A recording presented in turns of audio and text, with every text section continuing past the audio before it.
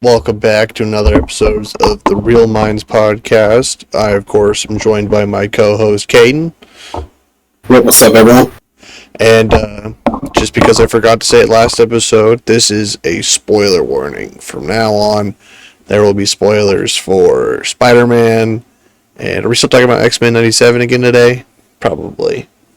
Yeah. Alright, yeah. So, and then other topics will probably be spoiled too. So this is just a blatant spoiler warning. And let's just dive right into movie news. Caden, why don't you take it away first? Okay, yeah. My movie news came from San Diego Comic-Con this past weekend as Marvel announced that David Johnson will be playing King T'Challa's son as the new King T'Challa in the new Black Panther 3. I'm very excited for that. I've watched David Johnson in Alien Romulus. I've seen him in The Long Walk. I think his acting's great. I think it's a great pick for that role, and I'm just very excited for the franchise for him. Alongside that, they also announced that Ryan Gosling will be playing Ghost Rider. I love Ryan Gosling in Project Hail Mary, and I think he's going to have some great roles up and coming with not only Ghost Rider, but also the Star Wars Starfighter that he's going to be in. So just two new MCU actors there, and I'm just very excited for both of them. Very exciting. I was also going to talk about Ryan Gosling being cast as Ghost Rider, because I know it's a role that he's wanted to play for a while now, and apparently he was actually the one to pitch the movie to Kevin Feige, so that's pretty cool. Oh, really? Yeah, obviously he has a clear vision of what he wants done. Piggybacking off of you though, to San Diego Comic-Con. Immediately after Comic-Con, we got just a slew of bad news out of Marvel, such as Wonder Man Season 2 no longer happening, which I'm actually super upset about. I was very excited for Season 2 of Wonder Man. They left it off on a pretty big cliffhanger, and I just thought the show was really good. I liked how it was like a fresh, I don't know, the show felt very fresh to the MCU, something like completely different. There wasn't like, one moment where he had to suit up and be a superhero and save the day or anything like that. It was literally just like a pretty grounded story about an actor just trying to make it in his industry. And I thought that was just like a nice break from all the other MCU stuff. I thought it was a very character-driven narrative, which I really enjoyed. I just thought it had some of the best acting in the MCU in that show too. Definitely, I think Wonder Man was probably top 3 MCU show overall. So to hear it just get canceled, especially like a week after they just showed off that they had plans for Season 2 at Comic-Con, that's just gut-wrenching. Like, what are we doing? I haven't seen Wonder Man yet, but just from you explaining it, I do want to watch it. It's really good. It makes remember Trevor Slattery from Iron Man 3, the original Mandarin? Yeah. He's one of the main characters in it. That actually fleshes out his character, but he's actually turned from like this really annoying joke in Iron Man 3 to like a really, I don't know, I really enjoyed the character in Wonder Man. I thought Trevor was a really fun character, and I was like, I kind of want more time with Trevor. Yeah, that Blade is officially canceled. Oh yeah, I'm bummed about that. I'm kind of pretty upset about that too. It's just in development hell for 7 years, but some better news, I guess. We got 2 official castings for the upcoming X-Men movie. We now know that officially Sadie Sink is Jean Grey. I mean, we all pretty much knew going into Spider-Man, but it is now confirmed Sadie Sink will be Jean Grey, and Samara Weaving will be Emma Frost. Okay. So I'm actually super excited about that casting. I think I know I enjoy that actress a lot in a lot of things that I've seen her in. I think she's going to be a good pick for Emma Frost. I think she looks very much like the character, and I think that she's a very talented actress. So that'll be fun. I'm excited to see more castings as they come out for X-Men. We'll keep talking about it. we're both big MCU guys, so we will keep you guys up to date for that. I think. Yeah, I've heard that Indy Navarrete wanted to play a character in the X-Men from Obsession. And yeah, she's rumored to be playing Mystique. She had a meeting with the casting director for the new X-Men movie, so we'll see. I mean, there's been a lot of rumored casting, so I'm gonna hold my breath until there's something official. But yeah, it would be cool to see her in the X-Men universe. I thought she was great in Obsession. God, that movie was so oh yeah, definitely.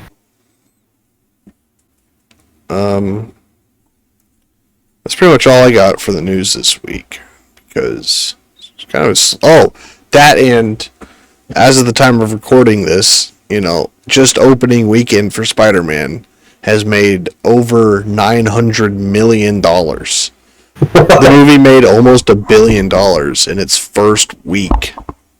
That's crazy. That's insane. That shows you the power of Spider-Man, dude. Is that better than No Way Home? Yeah, I think that's like No Way Home's total theatrical. I think this is about half of No Way Home's total theatrical run, in just week one.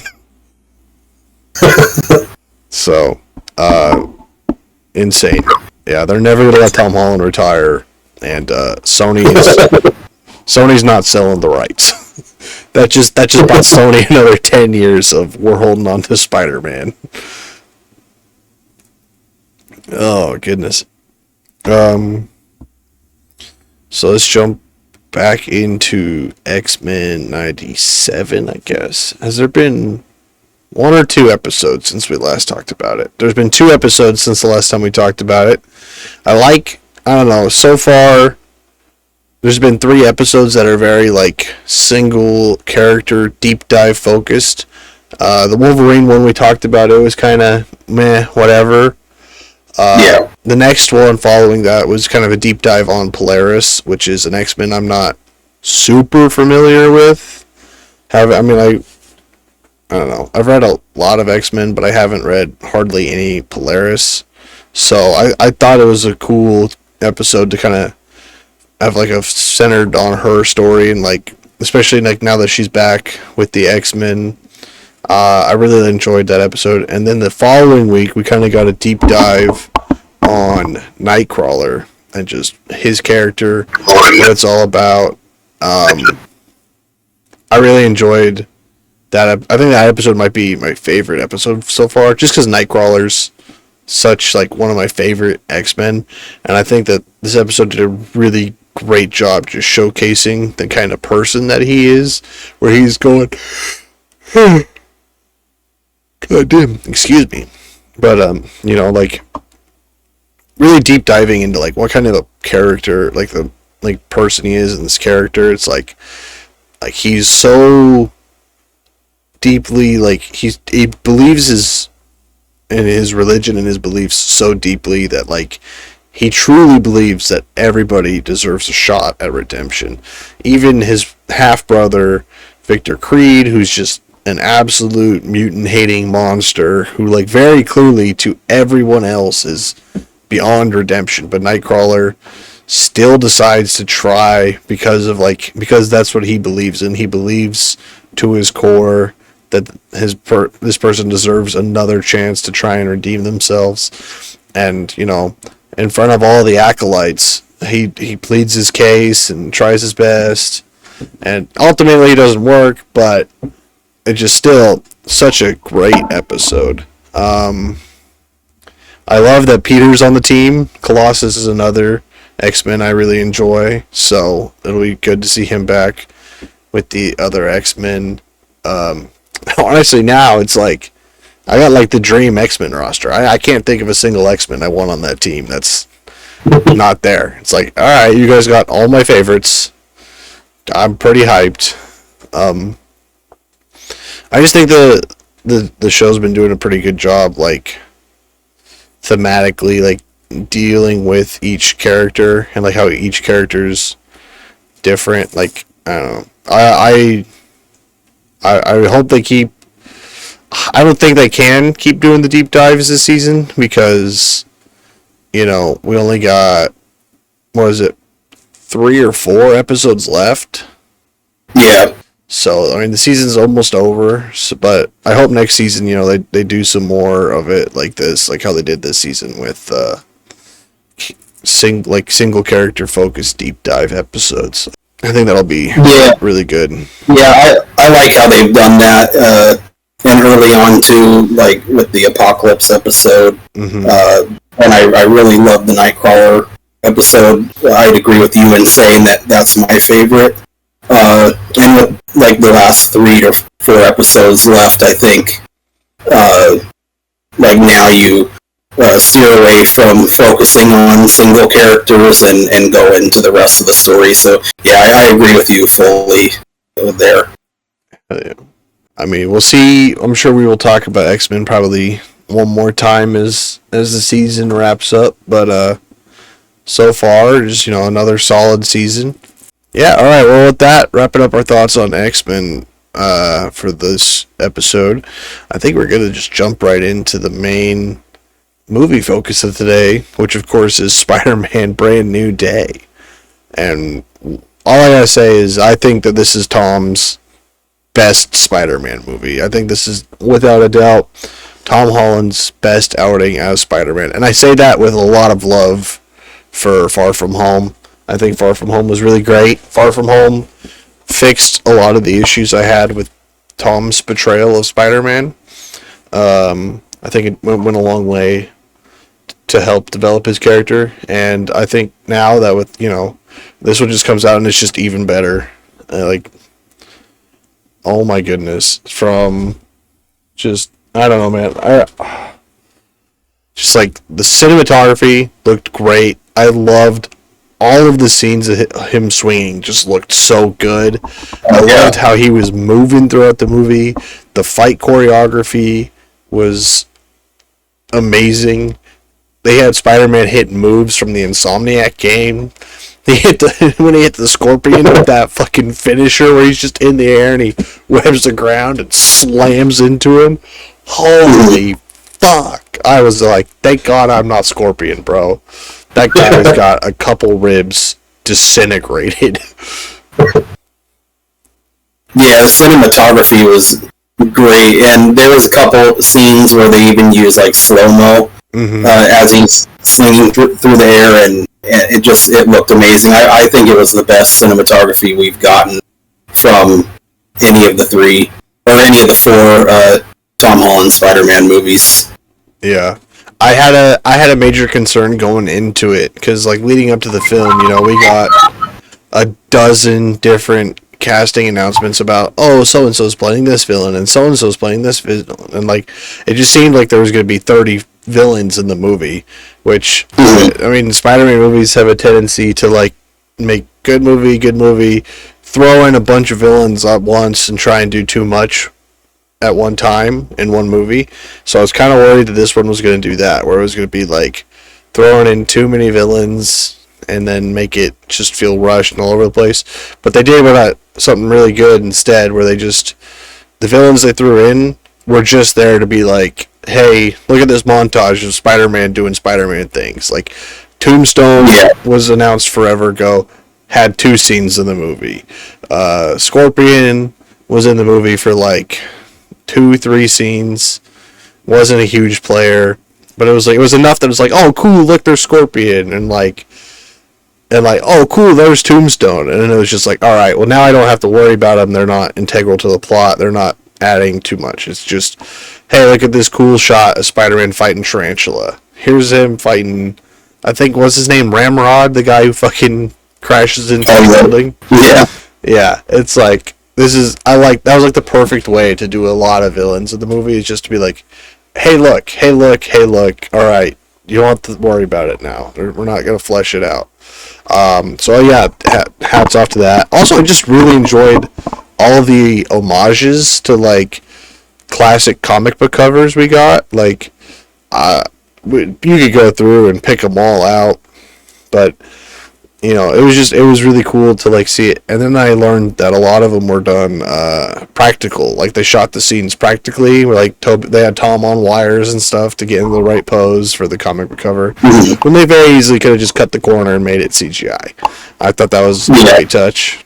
Yeah, the comic book cover shots in the movie, it was really cool the way they did that, especially with those villains. I thought it was the perfect way to put them in the movie, and like kind of gave the viewers like a moment to be like, oh, look at that, that's cool. I thought they handled that great. Yeah, it was good to like for the hardcore fans to be like, oh wow, that's something I recognize, and it wasn't like so forced for like hardcore fans that like people who don't know the comics would be like, wow, they're just watching the movie and they're like, that's a cool shot. It wasn't like heavy-handed. This is for you guys. It's like, all right, now here's something that looks cool in the film, and if you're a diehard fan, you will recognize it. Yeah, definitely. Then we got the Punisher was a huge part. Actually, Punisher had a lot bigger part in the movie than I thought he was going to have. I thought he was just going to be in like a handful of scenes here and there. I was very pleased with the amount of Punisher we got. I also feel like he worked. A lot of people were like, "Oh, how do you do the Punisher? It's a PG-13 movie or PG movie." I think they did the Punisher actually super well. Like, I didn't feel like they dumbed down Frank Castle to be PG-13. It feels very much like the same Punisher from his show and like from Born Again and all that, right? It feels like the same Punisher, but like, I don't know, him interacting with Spider-Man was a very fun way to make that character feel like comedic relief, but like without actually just like ruining the character, make it comedic, you know? It's like he was still dead serious. It was just like he was getting so fucking frustrated with Spider-Man that he's actually like accidentally funny, and like I think that worked for his character, right? Because Spider-Man probably would like if Spider-Man showed up in an episode of the Punisher would probably act the exact same way as he did in the movie. So I don't think that transition from hard R Punisher or hard rated R Punisher to PG Punisher was that. Like, I don't know, it didn't feel jarring. It felt really good and, like, in that character's sort of depth, you know? It didn't feel out of place. Yeah, I loved every moment with Peter and Frank interacting. It was just really awesome to see. And there's the scene close to the end where the crowd is out there chanting for Spider-Man, and Peter goes down trying to get out of the hospital and through the crowd, and when Frank puts that Spider-Man mask on and is like hooting and hollering and that was yeah, really funny part of the movie. It's just awkward for him, and it was just, I loved it. That, yeah. Punisher also, you know, had like a pretty distinctly emotional, like short little part in the movie too, where like when he's talking to Spider-Man, he's like, you think what I'm doing is a choice? You think like this is a lifestyle? You think I wouldn't throw all this away right now and ditch the mask for one more second with my family? Keep dreaming, man. It's like that right there is like, that's to me, that was the moment when I knew that like, the director fully understood who Frank Castle was and translated him well into this movie. It was like that moment where he's talking about his family and like how the only reason he's doing what he's doing is because they're gone, and like how this isn't like a choice for him, it's just a sentence. It's like, that was like, okay, they are taking this Punisher seriously. They are treating him with respect. They're not just throwing him in here to be funny, even though he was actually pretty funny in the movie. Another thing, I think the Hulk scene was done really well. Yeah. The Hulk fight, man, I wish it was just a little bit longer, honestly. Like, I feel like we got most of that fight in the trailer, or in the trailers, but still, it was really nice to just see an angry Hulk again. Oh my god. Yeah, and I like the way that like they brought back that angry Hulk with Jean Grey being the one to basically using him as a way to try to get what she's wanting, and then like towards the end of the fight when Peter is just hanging on and Hulk is or Spider-Man's just hanging on and so is Hulk, and like he says, "I'm your friend, Peter Parker," and like Hulk finally uh, realizes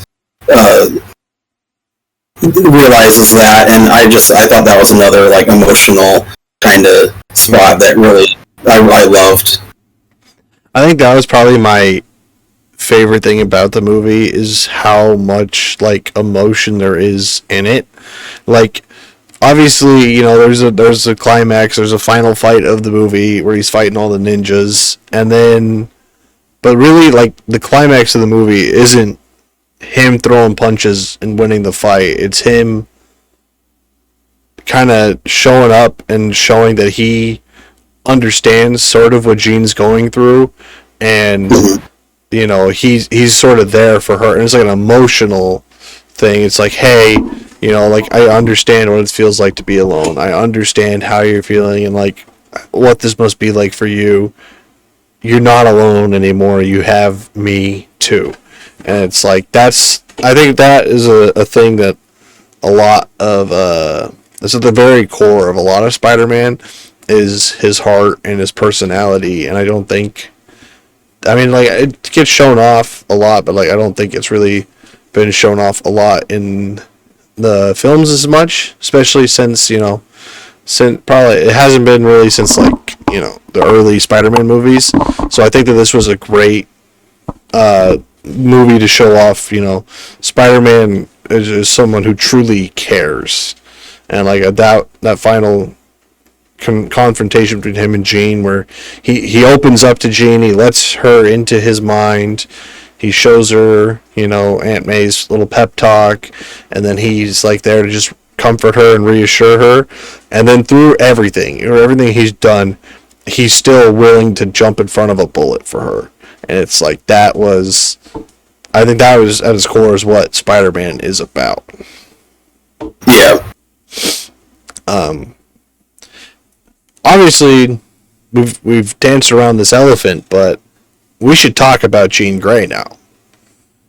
Sadie Sink was Jean Grey.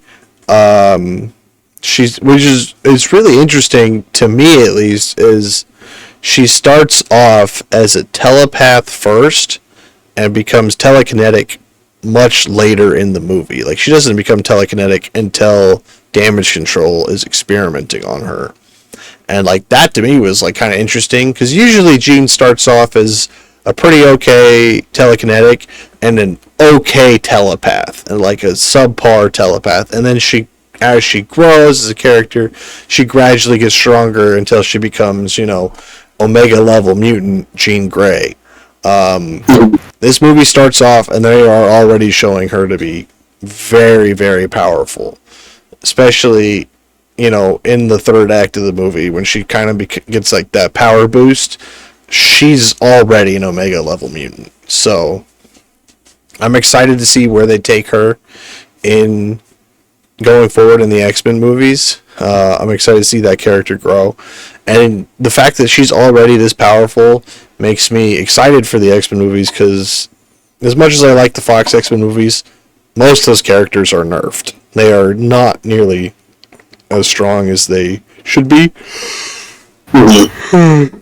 So the fact that this early we're getting this powerful with Jean Grey makes me feel like we're going to get a very, very powerful X-Men team, which is good. They should be powerful. I liked her. I liked the emotional aspects of her in the movie too. When she finally gets captured and she's in the room, and everyone's trying to figure out what VMAX is, what's with VMAX, and then she looks up and realizes that VMAX was meant to be something else. It wasn't like there was more to it than just VMAX, and then realizes that that's where her sister was, right where she was at. I think that was just a very very well put together into the story. Mm-hmm. Yeah, that quick realization that VMAX wasn't some secret project. It was just the last thing her sister saw. That was heart wrenching. And it's like, that's the other thing I really liked. Like, going into this movie, I was, everyone was pretty sure that Sadie Sink was going to be Jean, and that but we all knew Sadie Sink was the bad guy. It was the main antagonist of the movie, if you will. And that was kind of another one of my reservations with this movie going into it. I was like, why are we making Jean Grey the bad guy? Like, if she is Jean Grey, it's like, it seems like a very bold choice. It seems like a very risky choice to turn a hero, because it's like, you can't make her, like, you have to make her a bad guy and a believable bad guy for her to be a threat in Spider-Man, right? But you can't make her too bad of a guy, because she has to turn around to be a hero next time we see her in X-Men. So there's a very thin line you have to walk, where either Jean Grey is too threatening or she's not threatening enough. And I think her motives that they gave her in this movie, of she's just, she's only going after damage control because she's looking for his sister. I feel like that was a very good motive, and they handled that dilemma that I was worried about very well, where it's like, okay, I can turn around and believe that now Jean Grey will be a hero next time we see her, because what she was doing purely out of, I need to find my sister. It wasn't like she wasn't being evil. Yeah, I agree with that. Another thing I kind of want to talk about is the MCU was getting a little bit of hate for not setting up Doom right for Avengers Doomsday. Thanos had a lot of setup, blah blah blah blah blah. I think what the MCU is doing a very good.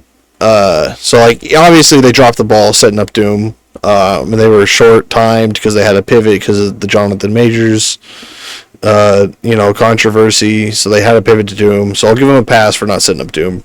One thing I think they're doing really well is setting up damage control to be something more than it is right now. Damage control, it was the main. It wasn't the main. It was like the background antagonist in Miss Marvel. They're the main antagonist in Wonder Man, and now they're in this movie, and they're being shown to be way shadier than they're supposed to be, right? Like, they're experimenting on mutants. They have not said that. That's another thing I liked about this movie. No one said the word mutant once. It's not in there. No one calls Jean a mutant. So that to me feels like what I would. I'm glad. It seems to me like no one in the MCU really knows what mutants are yet, which I like. I think that's great, because I want that to be the case when the first X-Men movie comes out. I kind of want X-Men, the MCU X-Men, to be like the main introduction to mutants in the MCU. Like, I want that to be the first time the MCU is seeing mutants on a large scale. I want them to just be finding out about mutants. So the fact that, damage control, they know that she's a telepath, they know that she's enhanced, they don't know why, they don't know what technically to classify her as, is a great choice that I think really has me excited for the future of the MCU. And I'm excited to keep seeing what they do with damage control. Like, I want to see more of them. I want to see them kind of turn into this. I don't know. Maybe they'll be like a setup for one of the many anti-mutant groups, like Friends of Humanity or something. I'm excited to see what they do with damage control going forward. I'm excited for the future of the MCU for the first time in like a long time. Yeah, one other thing I want to talk about, I don't know about you, and I know that they're not planning on introducing this character in live action until after Secret Wars, I believe, but I noticed 2 to 3 hints at Miles Morales in this movie, and I would say some of these are theories, some of them I feel like could be leading towards that direction, but like one of them being that they played they played some Puerto Rican music in the movie, Bad Bunny music. It was kind of randomly placed, so that could be just song choice. But then they also show towards the end when Peter is leaving the hospital, him and a boy that's in the crowd do the web slinging at each other, and I know some people believe maybe that was like young Miles Morales. It could just be a fan in the audience. Mm-hmm. And then we get the end credit scene where it shows Ned's device that he had been building and using, and we get a vision from it that Spider-Man is somewhere off Earth, and it's Spider-Man. And some people think that could be Tobey Maguire's Spider-Man. Some people think it could be Miles Morales. I think it would be cool if it was Miles Morales. I'm just not sure if they would be hinting at him this early, with the possibility that he would be coming into the MCU after Secret Wars. Yeah. So, I mean, it would be cool. I feel like after the success of this Spider-Man, I just don't see them introducing Miles anytime soon. I think they're gonna force Tom to do this till at least 90. All right, Tom just made $1 billion. He's made $1 billion in a week. They're gonna force him to do this. I think it would be cool to have Miles sooner rather than later, but yeah, I feel like it might just be like Easter eggs. Yeah, and I watched an interview the other day, and Tom said, like, after his tenure as Spider-Man, he would love to conclude it by being a mentor to a Miles Morales character, kind of the same way that Robert Downey Jr.'s Tony Stark was to him when it all started. So, but I do agree with you with it being that he's making $1 to $2 billion on most of these movies, that they're going to want him to be Spider-Man for a long time. Yeah, I mean, I think that'd be a great, like, conclusion to Tom's era as Spider-Man, to do, like, 1 or 2 movies where he's that mentor for Miles.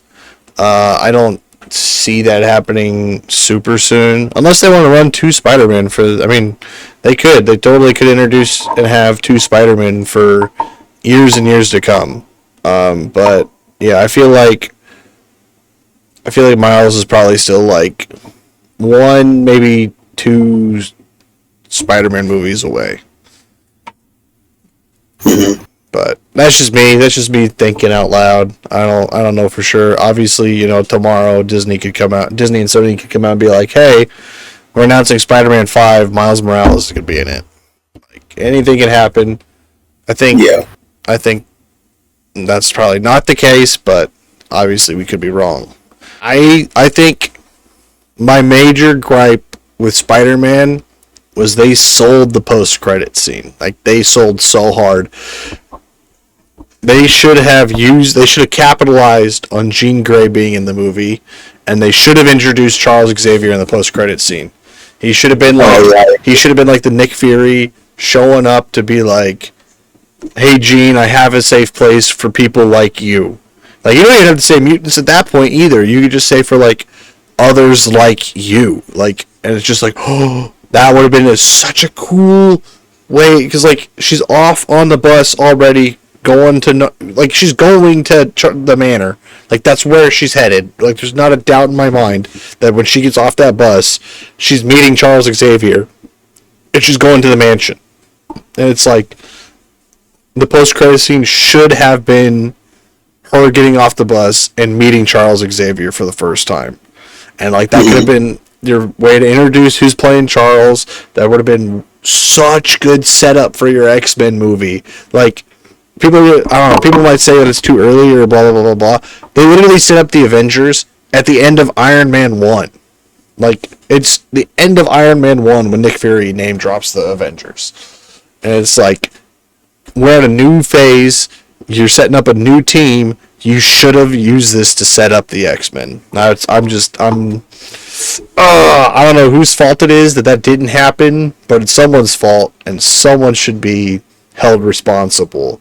They should have had Charles show up as the post-credit scene. Yeah, I agree with that. I think the post-credit scene in the movie, I feel like it doesn't really do much for anybody, unless it's that Spider-Man that's off-planet is somebody major that's not Tom Holland. I feel like would be the only way that post-credit scene really is huge for the MCU. Is like if it was Tobey Maguire Spider-Man or if it was Miles Morales. But if it's just that Tom Holland Spider-Man is just off-world doing his thing, then it doesn't do much. But I do agree with you. I think if they would have used it to introduce Xavier, I think that would have been the perfect moment with Jean Grey being a big part of this movie. Yeah, no, exactly. Like, Jean Grey was central to this plot. Why not tease the next step in her story, right? Like, we know Spider-Man's going to show up in a future Avengers movie, so like, oh, cool, Spider-Man's off-world. Awesome, bro. I know that's going to happen already. What I don't know, who's Charles Xavier? All right, Caden, what about ratings for this movie? What do you get it out of 10? Out of 10, right now I'm looking between like an 8.5 and a 9. I really loved it. I'm right up there with you. I was thinking probably a 9. It's a phenomenal Spider-Man movie. I think it's I don't know, it's probably the best one since Spider-Man 2. I mean, to be honest.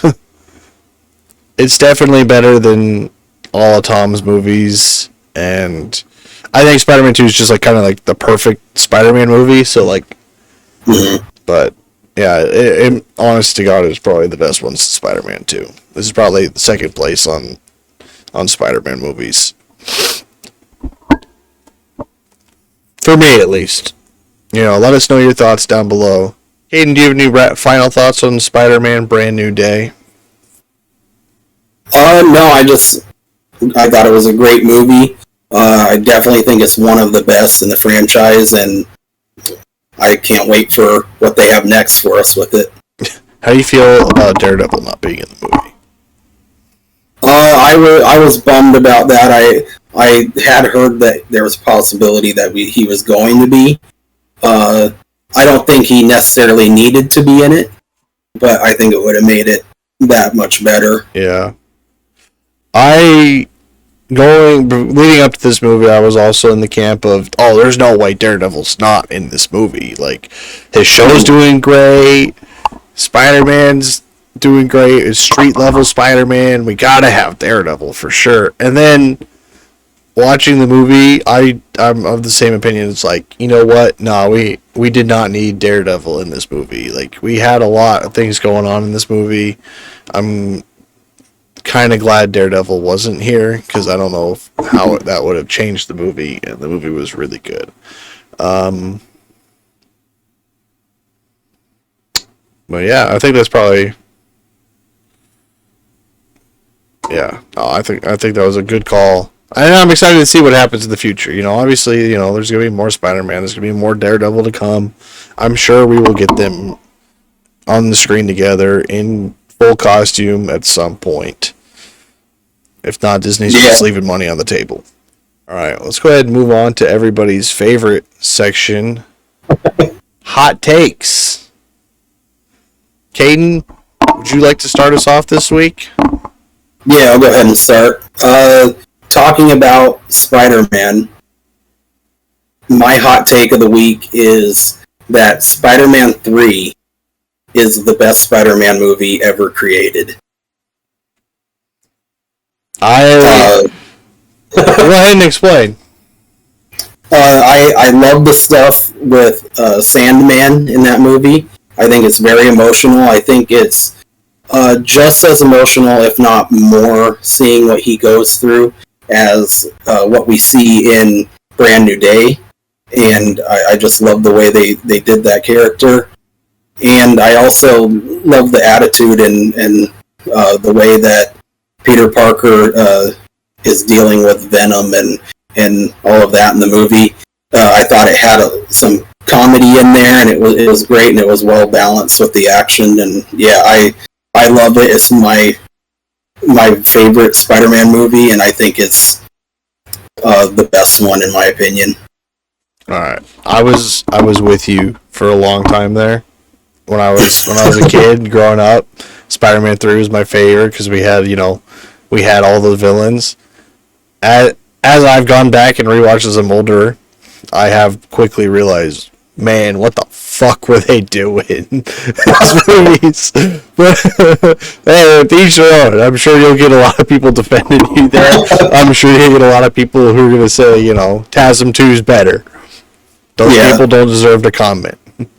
I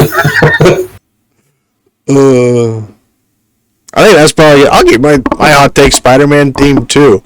I think the revisionist history around Andrew Garfield's Spider-Man is just beyond insane, dude. Oh my god! Before No Way Home, you could not find an Andrew Garfield Spider-Man fan, bro. Those movies were trash. It was universally agreed upon that TASM 1 and 2 sucked. Super sucked. And then now, all of a sudden, Andrew finally gets a good script with good writing, and he does phenomenal, because, let's face it, Andrew Garfield is a phenomenal actor. Yeah. But, it's not his fault his Spider-Man movies sucked. They just sucked. I'm sorry, they do. And it's because he did a great job in No Way Home, everybody went back and it's well, he's the best Spider-Man. He's obviously the best one. It's no. Did you watch his movies? They sucked. He had a cool suit. He had a cool swinging scene. That's it, bro. Everything else, TASM 2, Peter's parents are alive and secret spies. What? What? We got the Rhino, who's in all the trailers, and then he's in 30 seconds at the end of the movie. It's were they even trying? I don't know, man. That's... Yeah, I think with TASM 2, what I like about it is Electro, and I would say that's about it. I think, and then Andrew coming back in No Way Home, I think that was just a big deal for people with him, because you get the three Spider-Men all together. Yeah. So, but in terms of the TASM movies, I would agree with you there.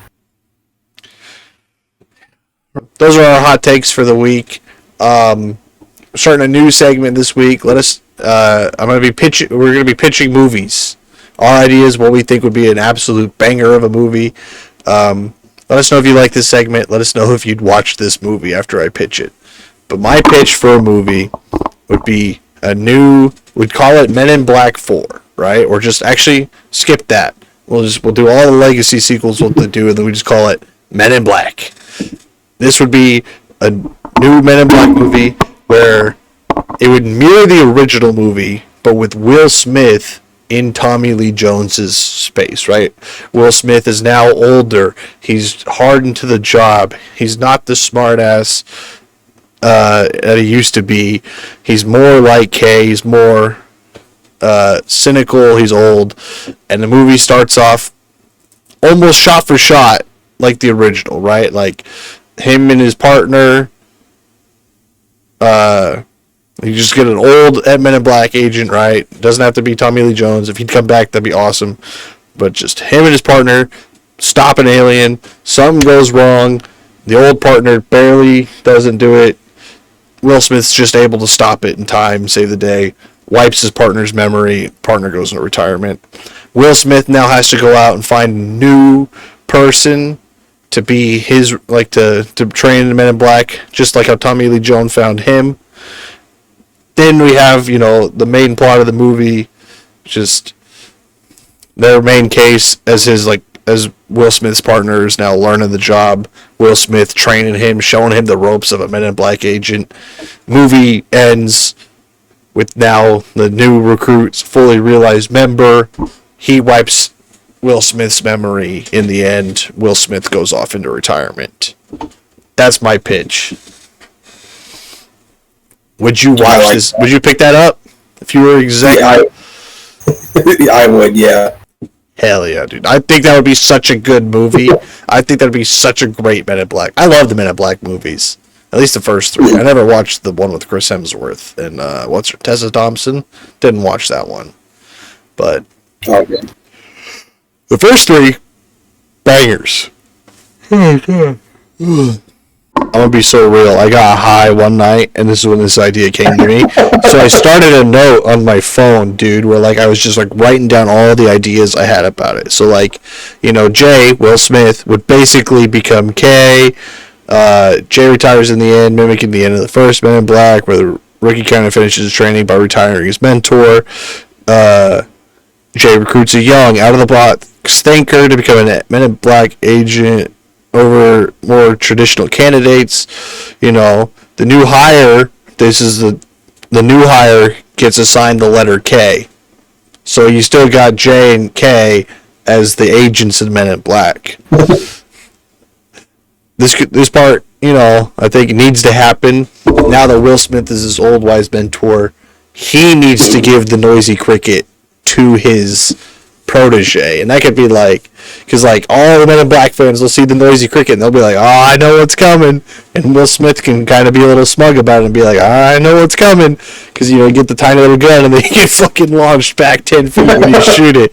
It's like, I think that needs to be in the movie. That could even be like the end of the trailer, like like it shows like coming this whatever, and then it shows like a little 10-second clip afterward. It could be him handing him the gun. It would just be like, Yeah,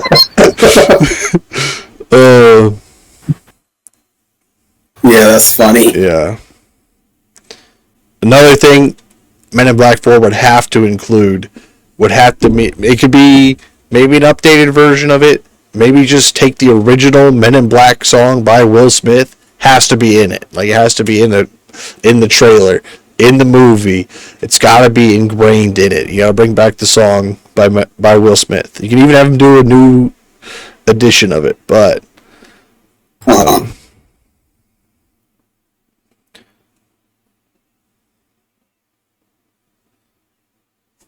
that's just, yeah.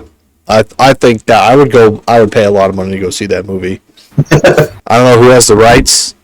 Make it happen. Everybody tag them, clip this part, tag them, make it happen. I want to see Men in Black 4 with Will Smith.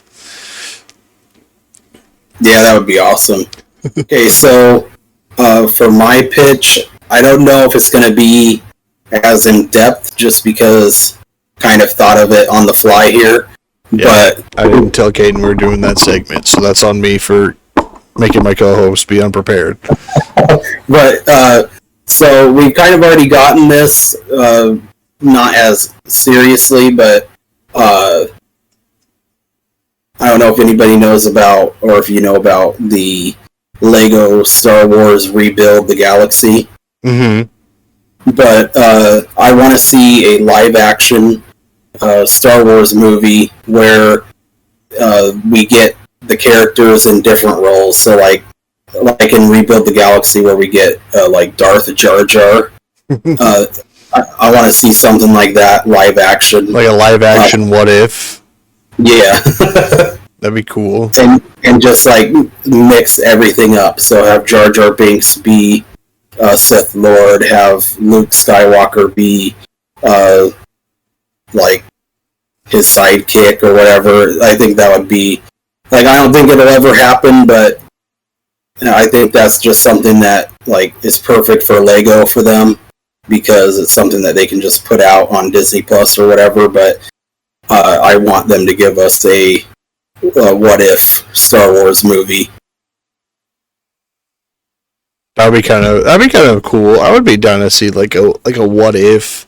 I don't know if I'd want to see it as a movie or like maybe like a Disney Plus show, but like I think that'd be kind of cool to have like a What If live action Star Wars show. Mm-hmm. I just want all the lightsaber choreography to be better going forward. Like, oh yeah, I don't know. Disney sold a lot for the And besides this fucking acolyte, the show was dog shit. But like, holy fuck, was the lightsaber choreography sick? Oh my god! The first scene alone is just like, yeah, they need to be doing that more. I know, dude. It's like episode 5, where it was basically just the entire episode is a lightsaber duel. What are we doing, Disney? We're like, you show us that's what we could have had in the prequels. You guys are capable of doing badass lightsaber fights. What the fuck? Thank you, everybody. I think that's probably gonna wrap up this episode of the Real Minds podcast. Remember to follow us wherever you're listening, wherever you're seeing this. Follow us on Instagram, TikTok, YouTube. Let us know your thoughts on Spider-Man Brand New Day. Let us know what movies you're looking forward to coming up. Let us know which movie you want to see us talk about next episode. If there's a movie you guys want to see, we'd love to watch it. Thank you guys for sticking around this long. Leave a like, leave a comment. We really appreciate it. It really helps us grow. Anything you want to add? Yeah, I enjoyed this talk. Can't wait to do it more, and I'm hoping that you guys are enjoying it. So, You again, and peace out.